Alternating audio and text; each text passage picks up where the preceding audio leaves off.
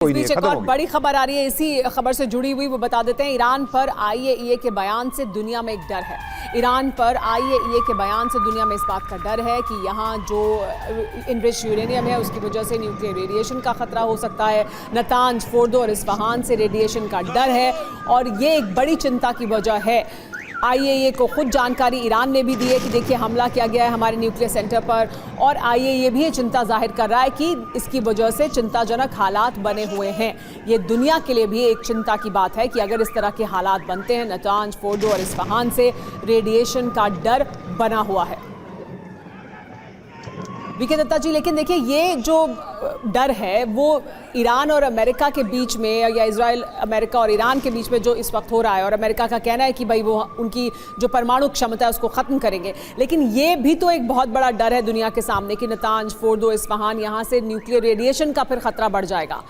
इसका एक दूसरा पक्ष भी है जो मैं आपसे जानना चाहूँगी, ये भी कि ये कितनी बड़ी चिंता की वजह है, और दूसरा ये कि आईएईए जब ये कह रहा है कि चिंता की बात है, देखिए ये रणनीतिक लिहाज से, क्योंकि अभी इस वक्त बहुत कुछ बैकडोर में चल रहा है, किस तरह से कोशिश की जा रही है कि बातचीत शुरू हो सके, या ये जो डी एस्केलेशन हो सके, या हालात किसी तरह से बेहतर हो सकें, क्या उसके तहत भी हम इस तरह की खबरें देख रहे हैं कि देखिए ये भी एक पक्ष है, इसको भी देखना ज़रूरी है। हाँ, देखिए ऐसा है कि जहाँ तक न्यूक्लियर रेडिएशन का सवाल है, आपको दो चीज़ समझनी पड़ेगी।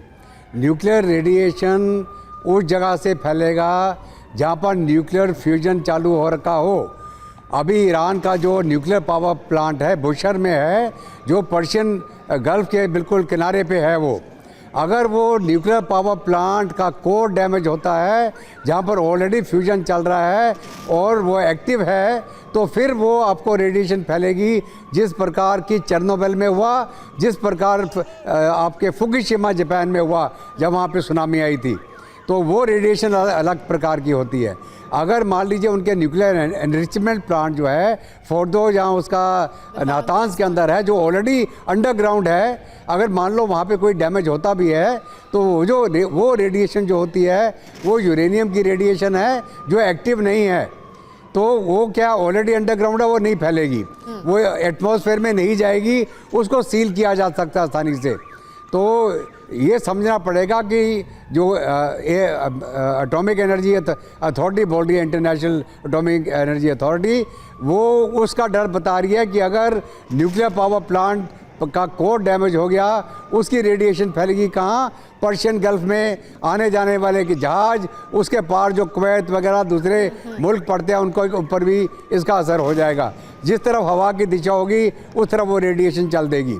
तो ये आपके समझ के लिए बताया मैंने। तो क्या ये एक तरह की कोशिश ये भी है एम्बेसडर वोरा कि ये ईरान की तरफ से आईएईए को जानकारी दी गई है, आईएईए ने भी चिंता जाहिर की है कि देखिए चिंताजनक स्थिति है, तो दरअसल ये दुनिया में एक डर पैदा करने की, बताने की कि देखिए ये भी हो सकता है। हालांकि अभी ऐसा हो नहीं रहा है कुछ, वहाँ ऐसा कोई अटैक अमेरिका ने नहीं किया है जो कि जहाँ पर कि एक्टिव यूरेनियम है, जहाँ पर फ्यूजन हो रहा है, वहाँ हमला नहीं किया गया है। लेकिन उसके जनरल साहब ने बिल्कुल सही कहा है, और आईएईए के साथ तो ईरान कोऑपरेट करता नहीं था, उनके इंस्पेक्टर्स को तो बाहर भगा दिया था वहाँ से। अब उनका सहारा ले रहा है क्योंकि फंस गया है बुरी तरह से, उनका सहारा ले रहा है कहने के लिए भाई अमेरिका को बोलो खामोश हो जाए। एक तरफ से डिफायंस है, दूसरी तरफ से मैं जो देख रहा हूँ एक सरेंडर की तैयारी भी की जा रही है, लेकिन सरेंडर विद डिग्निटी।